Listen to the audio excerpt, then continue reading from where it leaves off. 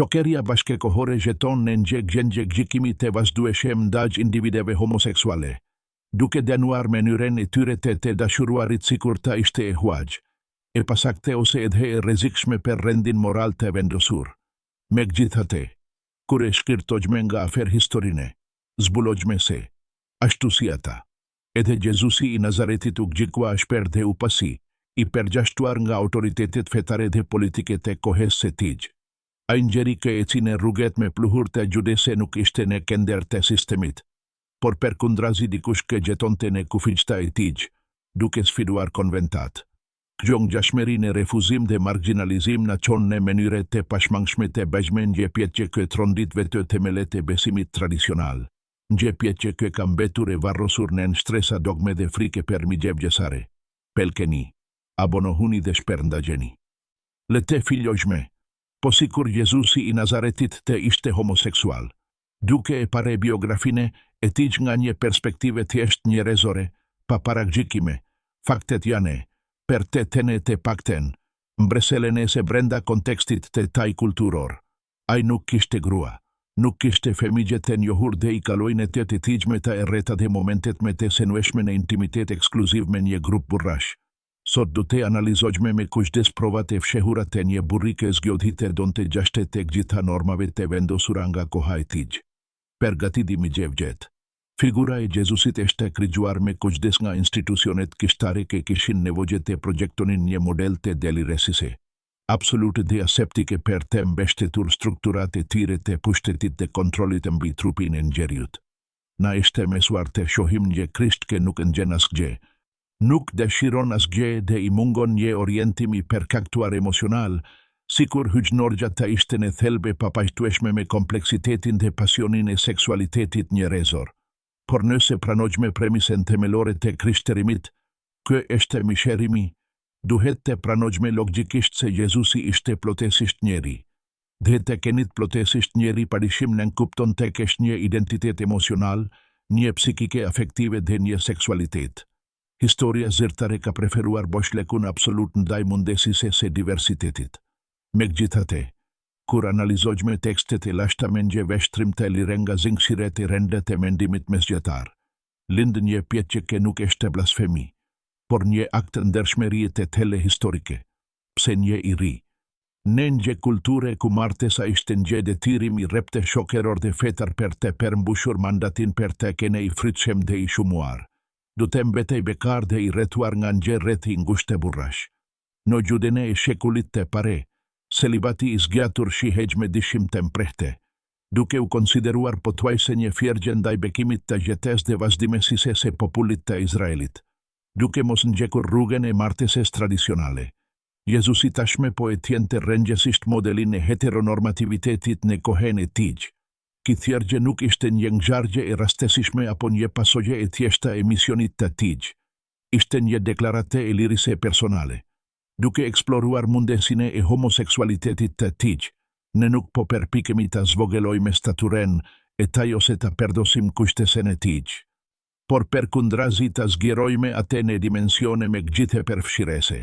Ne po kërkojmë gjurmet e një burri që dashuroj në mënyra që shokeria e tij mbyllur as nuk mund t'i kategorizonte dhe as t'i kuptonte. Ki hetim na çon drejt për drejt të burimet me të pastra të ungjajve, ku gjuha e dashurisë e maskulore arrin nivelet të intensitetit emocional, që përktimet moderne janë përpjekur t'i zbusin ose t'i kamuflojnë në kushtet e mikesisë platonike. Brenda ungjillit të gjonit shfaket një figure enigmatike që ka hutuar studiuesit dhe teologet për shekuj radhe. Ai ngjihet thjesht si dishepulli i dashur. Ky personazh nuk është thjesht një ndjekës qeter në turme. Ai zë një pozicion privilegji fizik dhe emocional që asnjë apostull qeter nuk gukson ta pretendoje. Në rrefimin e darkës së fundit, shkrimet e shenjta e përshkruajnë këtë të rritë mbështetur drejt për drejt në prehrin e Jezusit, në një qendrim intimiteti fizike, në kontekstin kulturor dhe shokeror të kohës, suggeronte një lidhje shume me të thelle se sa thjesht shokeria në grup. Fjala greke e përdorur për të përshkruar këtë dashuri nuk është gjithmonë agape, ajo dashuri vetëm mohuese dhe thjesht shpirtërore, por nga njëherën djarthuret me nuansat e filiset hengje afersi që evokon fukishem traditen e lidhjeve intensive midis burrave. Teologu Theodore Jennings ka sugjeruar me guksim se marrëdhënia midis Jezusit dhe këtij dishepulli është prova me e karte deri me tani, enje orientimi homoseksual tek mesuesi. Nëse Jezusi e donte kete njerin e nje mënyre preferenciale dhe tetelle. Pse e kemi kakte veshtire të imagjinojme se kjo dashuri përfshinte të rekenjen e tij. Duk përfshire emocionet dhe trupin e tij. Të mohosh kete mundesi do të thote, në fund të fundit, të mohosh aftesine, e Jezusit për të vërtetuar të gjitha format e ekzistences dhe dashurisë njerëzore. Duke vezguar marrëdhënien e tij me Lazarin, për të cilin Jezusi ka me një angt akte madhsa të pranishmit tiren me habi. Shikoni sa shume e donte. Shohim një njeri që nuk ka frikë të shfake brishtesi ekstreme në marrëdhëniet e tij me njerëzit. Kjo ngjeshmëri nuk e bën atë me pak të shenjtë në sita e higjnores, per kundrazi e bën atë shumë me real dhe me afer per vogjesone. Sekreti që pothuaj se askush nuk guksoj të pjesë të mezete larte eshte nëse ajo dashuri dhe identiteti vesante ishin temeli i mesazhit të tajtë përfshirjes universale. Jezusi ishte një revolucionar absolut i dashurisë. Në një bote të dominuar fort nga patriarkati dhe rendesja e linjes së gjakut, ai propozoi një mënyrë të re për të kuptuar familjen. Ai thoshte shpesh se kushdo që nuk e le babane dhe nenen e tij për të nuk është i denjë për mesazhin e tij. Kjo ftese e vazhdueshme për të braktisur strukturën konvencionale të familjes për të formuar një komunitet ndakak burrash dhe grashishte, në vetvete, një këndrim që sot do të konsideronim rëngjësisht jo konvencional për kohën e tij. Jezusi po e zvendoste këndrën e gravitetit të jetës njerëzore nga martesa riprodhuese në bashkësinë shpirtërore dhe afektive midis të barabarteve. Shumë historiane dhe analiste theksojnë se mungesa e plotë e ngjegruaje në jetën e Jezusit është, heshtjame, e habitshme dhe domethenese në tek gjithë, djatën e re, nëse ai do të ishte i martuar. Unë gjithë do të kishin përmendur atë si krejshte si shte natyrshme, pasi martesa ishte norma e pritur për që do mesues ose rabin. Fakti që ai nuk ishte i tille dhe se mesazhi i tij përqendrohej vazhdimisht në një dashuri që të çkallon ligjet biologjike dhe kontratat shokerore. Suggeron që identiteti i tij qëndronte gjashtë kufiqve konvencionale. Ai zgjodhi të rrethohejme të marginalizuarit, të gjashtë ligshmit dhe ata të refuzuar nga sistemi. Dhe është pikërisht në këto kufiq që identitetet e ndryshme kanë gjetur gjithmonë strehen e tyre të vetme të sigurt. Mesimi i Jezusit mbi unuket përben një piket që tërkthese themelore në këtë analize. Ai foli për ata unuket të lindur. Ata që u bene unuke nga ndërhirgja njerëzore dhe ata që u bene vete unuke për hir të mbretërisë së kjegjve. Në gjuhën e lashta. Termi unuk nuk kufizohej vetëm në kastrimin fizik, por shpesh përfshinte të gjithë ata. Seksualiteti, dashirat ose gjendja fizike e të cileve nuk përputheshin me modelin e martesese dhe tirueshme riprodhuese. Jezusi jo vetëm që i pranoi ata pa kushte, por gjithashtu u dha atyre që venden deri dhe shenjtërie në mesazhin e tij qendror. Ai po i vlerësonte në mënyrë të kartë ata që shokeria, e kohes se tij i refuzonte për shkak të ndryshimit të tyre ose pamundesisë së tyre për të përmbushur rolin tradicional të prindit. Ekziston gjithashtu një pasazh veçanërisht i çuditshëm dhe shpesh i anashkaluar në Ungjillin e Markut, konkretisht gjatë arrestimit të tensionuar në kopshtin e Getsemanise. Ai përmend një teri pa emër që ndoki Jezusin, i mbuluar vetëm nga një sarsaf mbi trupin e tij të zhveshur. Kur ushtarët u përpoken të arrestonin, i riu e hodhi sarsafin dhe i kulakurik në erresiren i nates. Kush ishte ki iri misterios dhe çfarë po bente atje në intimitetin e asaj nate me kritike, i veshur në një mënyrë kakte pazakonte pranë mjeshtrit. Ki detaj, i cili duket i parendesishëm për refimin e përgjithshëm të pasionit, shihet nga disa analiste si një fragment mbigjetues i një tradite shume me të vjetër, private dhe ndoshta sekrete. I ashtu kuajturi Ungjilli sekret i Markut, një fragment i zbuluar nga profesor Morton Smith, në vitin 1958, tregon për Jezusin që ringjali një të ringa të vdekurit të kalojnë aten me te. Gjate se siles Jezusi I mesoj atish mistrin me të tele të mbretërise se perendise. Edhe pse autenticiteti I këtij fragmenti eshte debatuar ashper dhe eshte refuzuar nga kisha institucionale per arsye të dukshme. Vetë ekzistenca e rrethimeve të tilla në antikitet suggeron se në shekujt e pare të krishterimit, I deja nje Jezusi me marrëdhënie intime maskullore nuk ishte as e paimagjinshme dhe as domosdoshmërisht skandaloze. Per te lashtet, bashkimi I telle midis di shpirtrave me shkuq mund të konsiderohej rruga me e lartë dhe me e paster drejt njohjes së hijnise. Nëse Jezusi e ndante këtë bote kuptim, sakrifika e tij përfundimtare merr një kuptim krejtësisht të ri dhe të fuqishëm njerëzor dhe shpirtëror.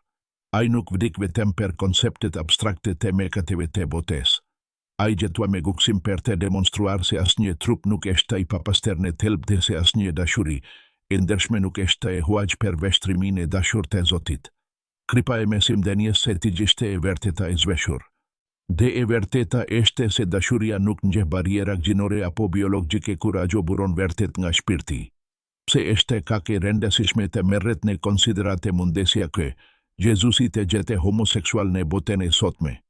Jo per të krijuar një skandal mediatik ose per të sulmuar besimin e dikujt, por per të shëruar plaget historike që kanë rrjedhur gjak per shekuj me radhë.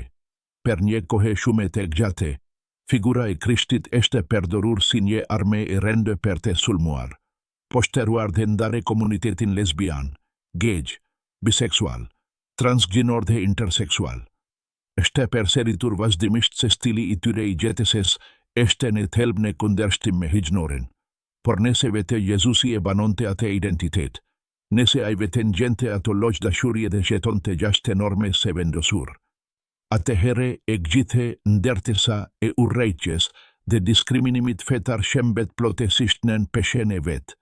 Një Jezus gaj është një Jezus që e kupton në mënyrë të përsosur, nga përvoja e tij, ngjengjen e refuzimit, izolimin shokeror dhe nevojën jetesore për të krijuar, hapësira për katësi dhe familje të zgjedhur gjashtë normes se imponuar. Ki është një Jezus që na kushton në përmjet jetës së tij se drita shpirtërore nuk varet nga ajo se që duam fizikisht, por nga intensiteti, besnikeria dhe pastërtia e vetë asaj dashurie. Duke e pranuar këtë mundësi, ne I rikthejmë Jezusit njerëzimin e vjedhur nga shekuj dogme të ngurta dhe u ofrojmë miliona njerëzve një paskire të shenjtë kumene fundmund, ta shohin veten të reflektuar pa turp apo faq. Të lashtet me mensuri thane se e vërteta është si rrezet e diellit. Nuk mund të fshihet për gjithmonë në një bushel, pavarësisht se sa shumë përpiqet dikush. Mundësia e një logjik që tërta Jezusit është një nga ato drita që dalin fuqishëm nga pluhuri I akumuluar I historisë dhe arkivave të censuruara.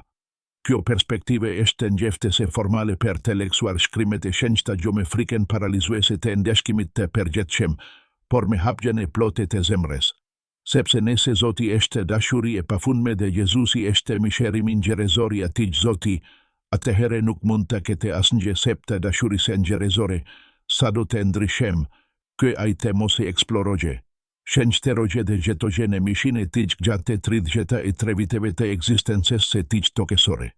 Në fund të këtij udhëtimi të gjatë reflektimi, ajo që mbetet nuk është një etikete sociologjike apo një kategori politike, por një prani e dashur që të kalon kohen.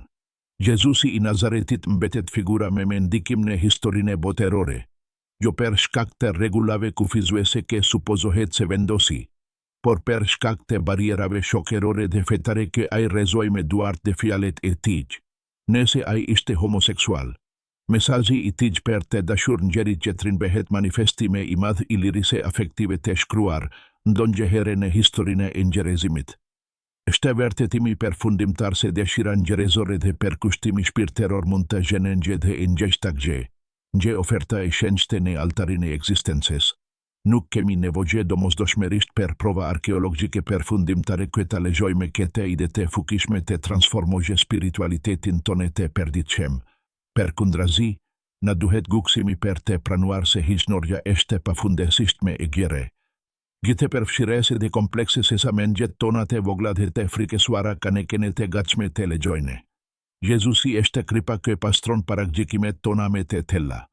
Ai është gjurma e drites që na udhëheq drejt një kuptimi më të lartë ku askush. Absolutisht askush.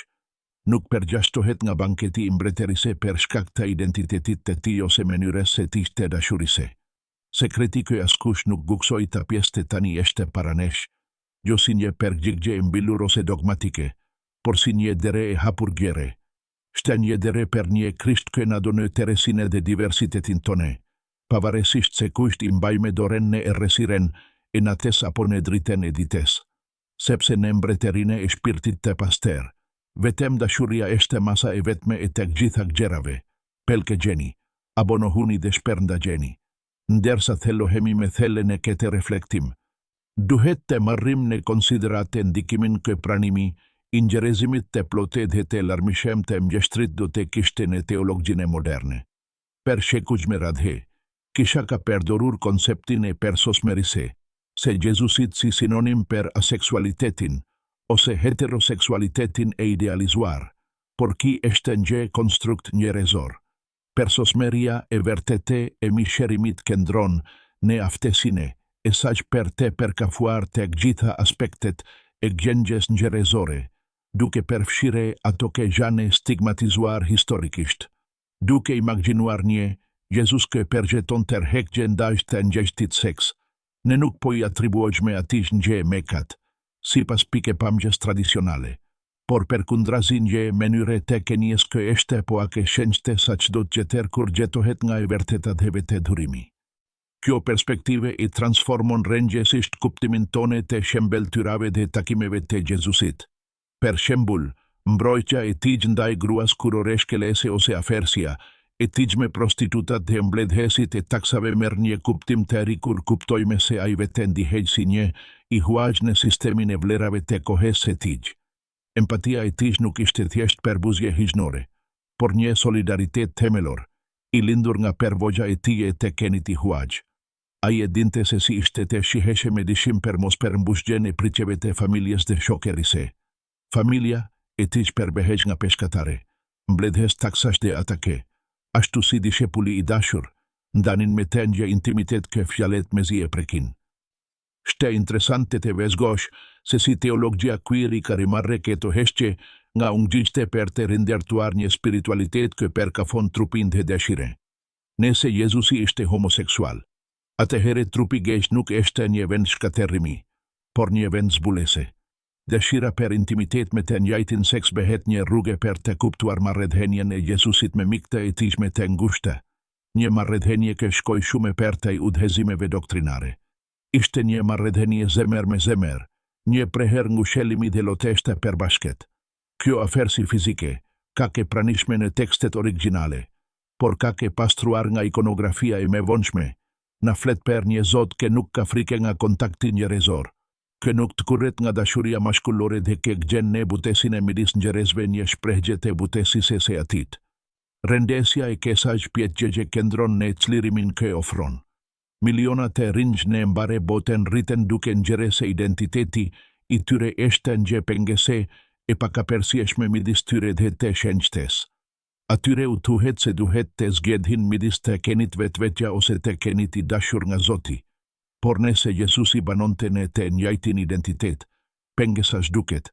Spiritualiteti nuk është me një proses shërimi ose ndryshimi, por një proses pranimi dhe lulezimi në të vërtetën e vet.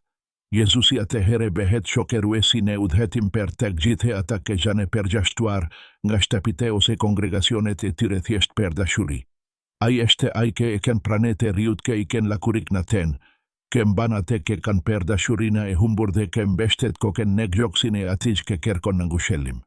Mesazhi i fundit i Jezusit, ai që dha para largimit të tij, ishte një urdhërim i ri dashurie, një urdhërim të ri po gjugjap. Dua gjenin njeri qetrin ashtu siç ju kam dashur une. Nëse mënyra e tij e dashurisë përfshin të një preferense të dashur për shoket, e tij me shkuq, ki urdhërim është ngjëftese për të dashur me të njëjtën liri, të njëjtin intensitet dhe të njëjtën mungese frike nga etiketat shokerore. Është një thirrje për të ndërtuar një mbretëri ku dashuria nuk është shkak për gjykim, por monedhe universale. Në fund të kohës, Sipas vete fjaleve të taj, nuk do të pjetemi per orientimin tone seksual apo etiketat tona, por per sa uri kemi shuar, sa e gjen kemi shuar dhe sa dashuri kemi kenen e gjenjel të gjapim dhe të marrim. Faleminderit ko e legjuat veten të dishoni dhe ke patet guksimin të shkirtoni këto pjet që ke ishin të ndaluara per kak gjate. Shtane këte kërkim të severtetes. Pa filtra apo frike, kë shpirti i Jezusit gjeton vertet, duke sfiduar që do bresta gjete me i dhemshur, me i hapur dhe me njerezor. Shihemi në takimin e ardhshem me të verteten, ku do të vazhdojme të shembin mure per të ndertuar ura drajt hijnores kë banon brenda të gjithheveni. Per të arritur të lesine kë kerkon ki hulumtim dhe per të nderuar kompleksitetin e nje figure të thjeshtuar nga dogma per dimi gjevgjësare. Ne duhet të zgjerojme perspektiven tone per të përfshire implikimet mistike dhe sociale të nje Jezusi kë banon në diversitet. Kjo nuk eshte thjesht një mundesi biografike, por një seles interpretimi kë imbush me kuptim të ri parabolave të taj, heshtjeve të taj dhe, mbitek gjitha, fatit të të i përfundim tërnekrik. Nese pranojme ke hijnia u bemesh, duhet të pranojme ke kimish kishten gje orientim. Dëshire dhe menyre specifike per tu lidhur emocionalisht me mjedisin e tij mashkullor. Duke u theluar me shume në marrëdhënien me dishepullin e dashur, duhet të konsiderojme gjuhen e ungjilit të katert si një koreografi intimiteti. Në grekishten originale, afersia fizike midis Jezusit dhe këtij të riu nuk përshkruhet me distancen e nje mesuesi dhe studenti, por me terminologjina e bashkimit mistik. Të kenit në prehër, ose me sakte në gjirin e mesuesit, eshte nje shprehje këve të ungjiltari perdor per të përshkruar marrëdhënien midis Jezusit dhe perendise ate. Kjo suggeron kë per autorin e ungjilit të gjonit, lidhja intime dhe preferenciale midis di burrave nuk ishte një pengese per shenjterine, por paskyrimi i saj me i sakte në toke. Nëse Jezusi e don të kete dishepull me një intensitet kë e dalon të nga te dymbedhjet e të qeret. Ai po vertetonte se dashuria njerëzore, në shprehjen e sajme personale dhe ekskluzive, eshte një sakramenti hijnores. Kjo eshte një e vertete kë kisha, e ka e resuar per të shmangur pranimin se dashira dhe shenjteria mund të ecin krah per krah në të njajten rrugë. Kjo perspektive në lajon gjithashtu të reinterpretojme mistrin e ringjalljes së Lazarit. Per të mrekulise fizike, ajo kë u ben per shtypje dëshmitareve eshte telesia, epikelimit të Jezusit. Shkrimi i shenjtë thote se Jezusi u prekthele dhe kau. Në kontekstin e kohes, një njeri i nivelit të ti shpirteror kë tregonte një ankt të tile publik per një bure tjetër ishte një shenjë e një lidhjeje kë te i kalonte kufishte e mikesise konvencionale. Vezgesit nuk thane se e panesa shume, e smonte ai mikun e tij. Ata bertitenta mahnitur nga madhesja e dashurise se tij.